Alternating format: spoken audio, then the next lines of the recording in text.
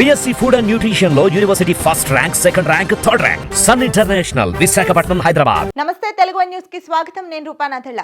మరో wicket down. YCP మరింత week.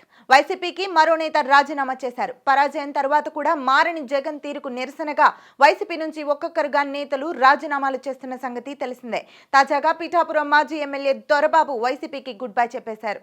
నియోజకవర్గ అభివృద్ధి కోసం కూటమితో కలిసి నడుస్తానని ప్రకటించారు. ఈ మేరకు పిఠాపురంలోని తన నివాసంలో ఏర్పాటు చేసిన విలేకరుల సమావేశంలో ఆయన తాను ఏ పార్టీలో చేరతానన్న విషయాన్ని త్వరలో వెల్లడిస్తానని చెప్పారు. కాగా దొరబాబు పిఠాపురం నియోజకవర్గం నుంచి 2004-2019 ఎన్నికలలో విజయం సాధించారు. 2004లో బీజేపీ అభ్యర్థిగా పోటీ చేసి విజయం సాధించారు. ఆ తర్వాత 2019 ఎన్నికలలో వైసీపీ అభ్యర్థిగా గెలుపొందారు. మధ్యలో 2014లో పిఠాపురం నుంచి వైసీపీ అభ్యర్థిగా పోటీ చేసి పరాజయం పాలయ్యారు. అయితే సిట్టింగ్ ఎమ్మెల్యే అయిన జగన్ తనను కాదని వైసీపీ అభ్యర్థిగా వంగ గీతను పిఠాపురం నుంచి పోటీకి నిలబెట్టడంతో ఆయన ఒకంత కినుక వహించిన తమాయించుకుని వైసీపీలోనే కొనసాగారు. ఎన్నికలలో వంగ గీతకు మద్దతుగా పనిచేశారు. ప్రచారంలో పాల్గొన్నారు.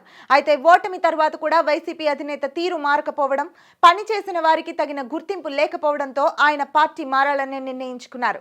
అదే సమయంలో తెలుగుదేశం కూటమి రాష్ట్ర ప్రగతికి పక్కా ప్రణాళికతో ముందుకు సాగుతుండటం, అలాగే అమరావతి, పోలవరం నిర్మాణాలను వేగవంతం చేయడం పట్ల హర్షం వ్యక్తం చేసిన దొరబాబు రాష్ట్ర ప్రగతికి తన వంతు సహకారం అందించాలన్న ఉద్దేశంతోనే కూటమితో కలిసి అడుగులు వేయాలని నిర్ణయించుకున్నట్లు తెలిపారు. మొత్తం మీద వైసీపీకి దొరబాబు రాజీనామా చేయడం ఆ పార్టీకి, ఆ పార్టీ అధినేతకు బిగ్ షాక్ అనే చెప్పాలి. రోజు రోజుకు వైసీపీ బలహీన పడుతుందనడానికి మాజీ ఎమ్మెల్యేలు, వైసీపీ నేతలు వరుస రాజీనామాలే తార్కాణమని పరిశీలకులు విశ్లేషిస్తున్నారు.